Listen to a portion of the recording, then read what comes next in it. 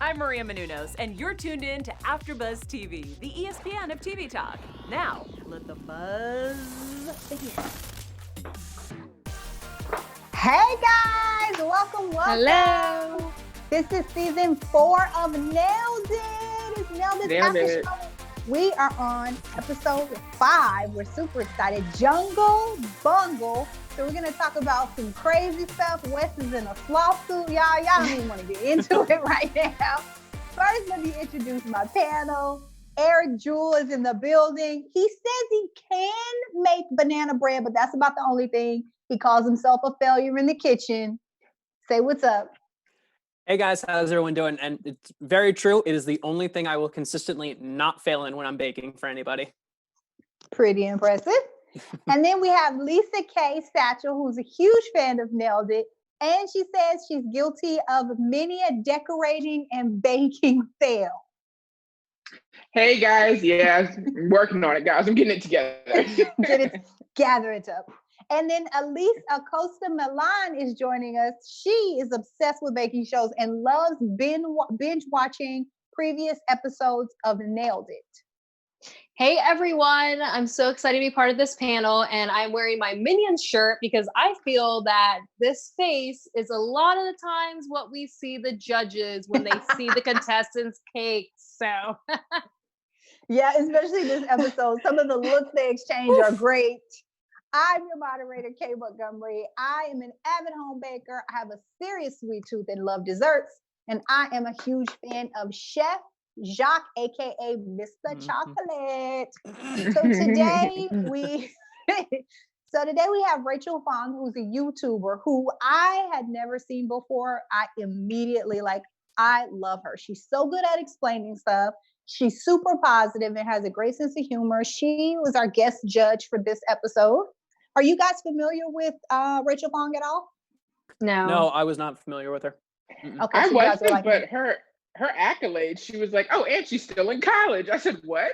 Like, she better. Good for her. Yeah, everything just kept going with her. Yeah. She's awesome. So our 3 amateur bakers are Larry, who's an IT guy, Glenia, who says she bakes for her daughter, but her daughter's like her biggest critic, which I thought was funny. And then Shalisa, who's an art teacher. So I was expecting, from this introduction, I was expecting to see a lot out of Shalisa from out of the gate. I was like, okay, Shalisa better bring it. I think that, I don't know how she's going to be with baking, but she should be good with decorating, which is what she said, which Eric always says is dangerous, right? Yeah, when you go in that confident in one thing and you don't nail it, I'm already like, I don't know why you're lying to me already. All right, so they get to baking. Round 1 is jungle pastries. Oh man, out the gate with these pastries with all of these steps. Would anybody like to explain the jungle pastry, like what goes into making it and what it's made of? Do I have Alyse? It's like a toast. It's like a toaster strudel. It was like a puff pastry with like some filling in the middle and another puff pastry on top. Alyssa, you want to take it from here? Pick up the end of that. yeah, I think that it kind of looks simple, but then when it comes to the animals being on top of it, I thought these people are about to do these animals an injustice because the animals never come out the way they're supposed to. And I'm not gonna lie, if I was on the show, I would probably be saying the same thing. I have no idea how to make this. And you think that it's so simple to make because you're following the instructions, but I'm wondering like how broken down the instructions are, because that is definitely not something easy to make. And then you see the end product and you're like, oy. I, for one, love toaster strudels. I have never even thought or conceived that you could like make them at home. That just seemed so impossible to me. So the fact that they were trying to make these like from scratch, I was like what? I mean, it boggled my mind. So this is where Rachel Fong really earned my respect, because she explained like you don't want to overfill it, and I was like, why wouldn't you want to overfill it? I love it when it has a lot of juicy goodness in the inside, you know. And she was like, because that'll dome the top, and then you won't be able to decorate it correctly. And I was like, oh, like she's so good at like pointing out. Makes and sense when explaining. it's explained to you. Yeah. Right? Because that's what I would have did. I would have stuffed a bunch of more the better. Like, let's just pile it in there. Yeah. So that was really interesting. So right out of the gate, of course, we have some issues. Larry has his mix and it's super crumbly. Wet before dry. He can't see himself. He said it like 10 times, and I'm like, okay, there's no way you can mess this up because you're saying wet before dry. When then his icing was a little bit runny. So, but I love Larry. He's so awesome. He's so sweet. I like Larry too. Oh, he was great. I loved his little stuffed animal. Yeah, his little Lucky Charm from his wife that he takes everywhere. And I'm like, oh, that's so cute. Yeah, I really liked how he was troubleshooting, because I feel like we see a lot of people troubleshoot, and I don't know, child, what they be doing, but apparently his wife gave him a little bit of tips. So she told him, like add milk or cream, like if it gets crumbly. So he remembers certain things. So he was kind of able to save stuff. So I was like, okay, that was really cool to see. That's good that he actually remembered that stuff, because when you're running around crazy, you forget stuff all the time. So the fact that he remembered key things from his wife, that was amazing to me. Yeah. Glenia, that was really funny. So she's making her icing, which here we go again with this icing, and it wouldn't even spread. It was just like a ball on top of and then Larry's was too runny. Yeah. So I'm just like, can't win them all. Right? Like, how did we perfect this icing? Do you guys know, is there a difference between icing and frosting? That's something I've always wondered about this show. They're always like, oh, the royal icing. And I'm like, but what's the difference between this and just regular frosting? Like, obviously, there's a major difference because Jacques would prefer one over the other. So I'm just like, cool, I'm just going to let the professionals decide what's being used on the show rather than me being just sitting there being confused all the time. Yeah, I was just like, okay, so I don't feel like anybody could get that royal icing perfectly. So it comes time to judge. And right off the bat, like Glenia's was amazing to me. I thought she did great. I mean, I thought hers was one of the best things done that I've ever seen on the show, period. What did you guys think about everyone else's or Glenia's or final product? What would you say? For Glenia's, she had the toothpick put in there, and I'm like, that's actually like pretty good. I was wondering what Jacques or somebody was going to say about that. Like, can you use a toothpick just like you use a cake? Apparently that doesn't work for a pastry, but it paid off for her because she won the round anyway. I was definitely thinking that there was no way I would have been able to tell when those cookies were done, or excuse me, the pastries were done. I definitely would have been like, well, looks good enough, like it's hot. Like, which is definitely what happened to a few of our contestants, so I can't even fault them for that.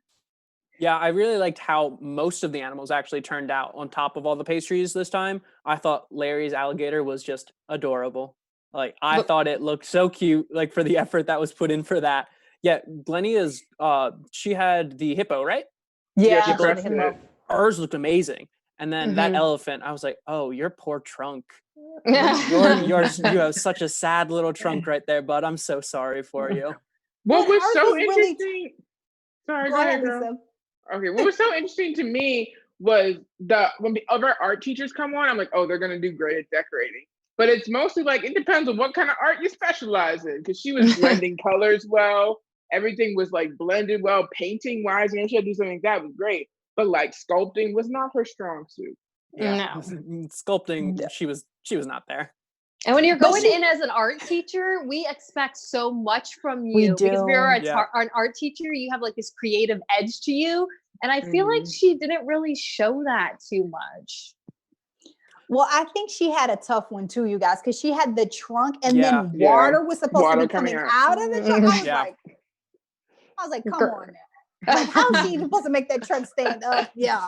I was impressed overall with all of the animals, but I just really was like, how did Glenia get that hippo so perfect? It was really good. Yeah. So the sloth cake. You guys, first let me talk about Shalisa, who used, instead of leaves on her, she put apple chips. which I thought was really smart. I thought that love was when they do things genius. that Yeah. are creative and out of the box. Yeah. The Sloth coffee cake. Well, I guess we should say Glynia won that round. Yes. Mm-hmm. And then the Sloth coffee cake was our final round, round 2. So crazy. It looked disgusting. I'm sorry to say to you. I don't know how you guys felt, but I don't know if you guys have ever seen Still Magnolias, but in the movie there's this armadillo cake that they make. It's gray icing and it's red velvet and you cut it. I mean, just every level of it is just like, ugh. That's how I felt about the sloth cake. I was like, it's fur, it's face. Yeah. I was just impressed like by cake. how it, well, exactly. I was so impressed. I was like, whoever made that cake, amazing. I know that the bakers that are competing are not going to make a cake like that, but that was such an impressive cake. I was just like, that looked like it was real life. Yeah, the piping on it was really impressive, which is like something that I don't think everybody can do. That whole like the way you got to pipe it, whatever motion they do to like make sure that it looks like fur. Like I don't think that's like a normal person skill. Yeah, it was like hanging. So the body was made of cake. The arms were made of modeling chocolate, and the fur was buttercream icing just piped out of a certain tool that made it look that way. Right. So yeah, to me, I thought this personally looked like the hardest cake for any of the finales that they had done. Just because most of it was like just suspended in the air. And you're right, getting that fur, like with that texture, it really did seem as if it was the hardest cake they'd ever had to make in a finale. Yeah, I thought that too, because it's up on a perch and then its arms are hanging and they're going to be really heavy because it's the modeling chocolate. I was like, oh man, this is going to be a doozy. And we were not disappointed. Cooks. It definitely was a doozy.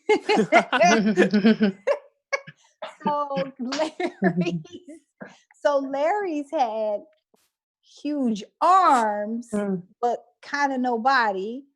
Glynia had buttercream fur. She had done the buttercream fur, but it wasn't really staying. And then Shalice's arm fell off, so she just wrapped a piece of paper and then airbrushed a piece of paper brown. So what were your thoughts? Anytime people resort to just the airbrushing as a desperate measure, I'm like, oh, you know that you've lost what you're doing right now. You have strayed so far from the correct path here. I want to say Glynia's was the only one who really had a face. Like the rest of them, like did not really have faces on them. Nope. You're right.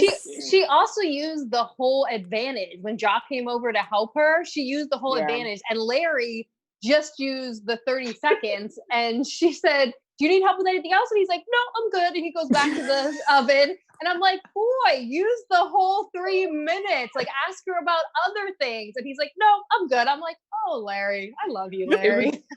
It was also funny because she was standing there like, are you sure? He was like, no, you can go. And then she didn't leave. He was like, you can go. Like, it was really funny. I don't need your help anymore, girl. That was savage. That was savage. She was like, I was so disappointed. I was like, dude, you need the rest of this. Please take this whole advantage. Please. Oh my goodness. Okay, so so we get to the finale. They're judging, everybody's situation. Everyone's sloth cake. Some are way less sloth than others. But so Nicole says, because it's supposed to be a coffee cake.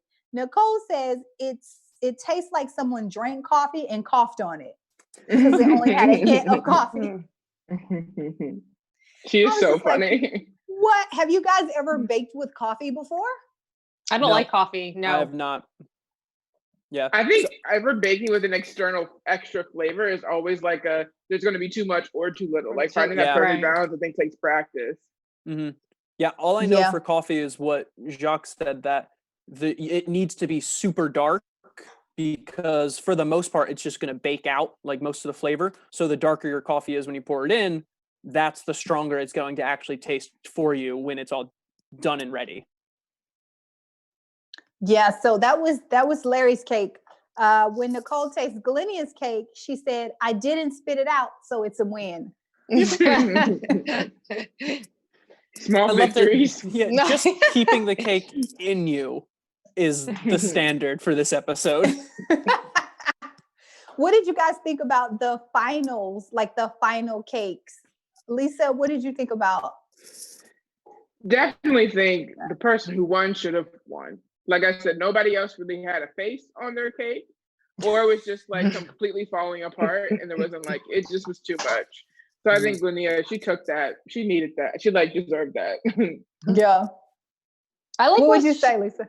For Shalisa's cake, I like the fact that Jock said, I don't even know where to start with your cake. Like that's never a good sign when Jock says that, because you're like, that's so bad. But her cake kind of looked like it was burnt, and then they said that her arms looked like it was beef jerky. Like it really did. So, I mean, that's still a food, beef jerky, right? Edible. What did you think, Eric? Yeah, when it got to the final round and they finally revealed everything, besides Glenia's having a face, I genuinely thought, I don't know who I would vote for this. Like, the fact that hers had a face is what put me to be on her side. But besides that, I was like, everything about these is just not what it should be. I was laughing at all of them, like, oh boy, you tried your best, but I don't know where to, I was the same with Jock. I don't know where to start talking about any of your cakes. I was on the same page with seeing the face with Glenia, because if I don't see a face on anything, that is like so creepy for me. I don't know. It's just like, ugh. So especially when they zoomed in to Shalisa's cake, and then somebody said it's more tree than it is cake. I was just like, oh, it just gave me the EBGBs. Yeah. I think probably one of the highlights of this is Wes's costume. 1,000%. That was great.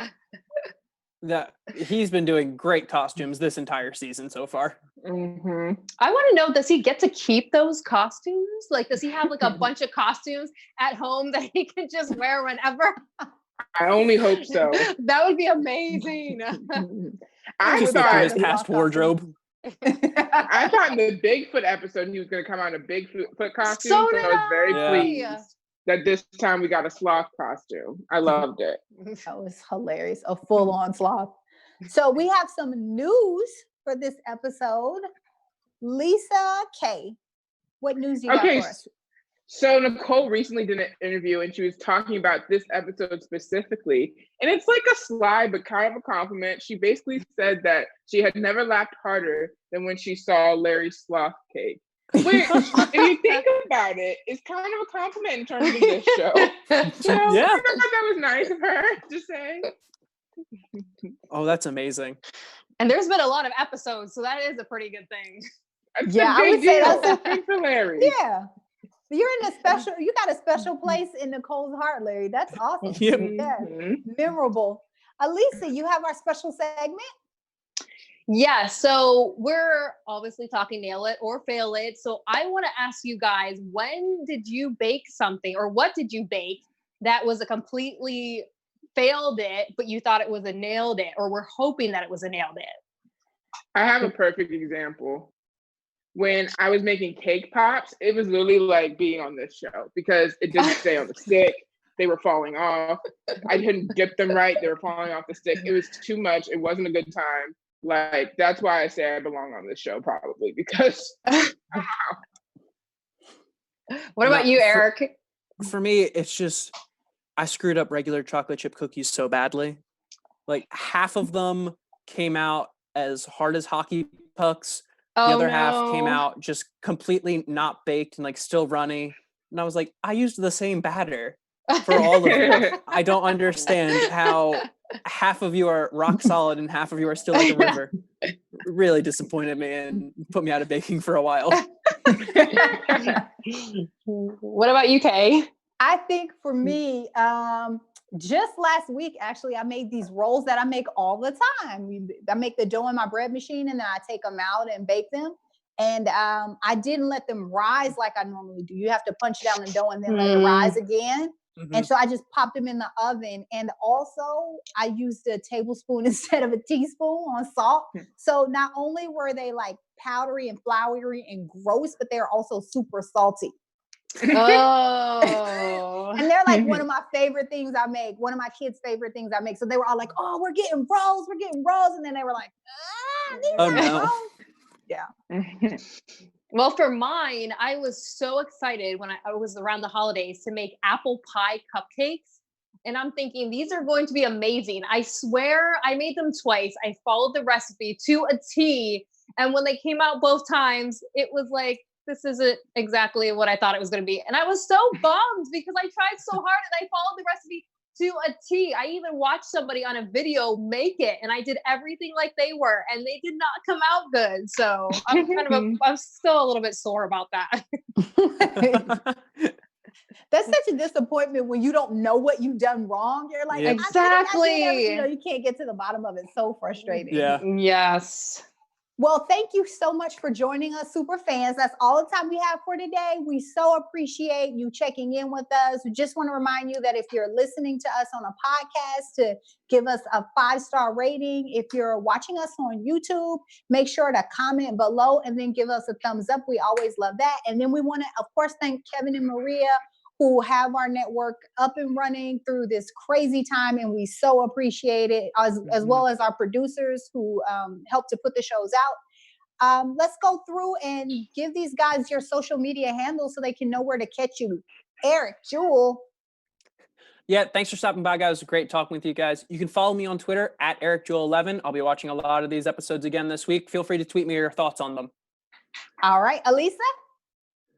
Thanks so much for watching, guys. You can follow me on Twitter and Instagram at Alyse_Acosta. And let me know if you have any stories like mine where you tried to make something and it was a complete failed it.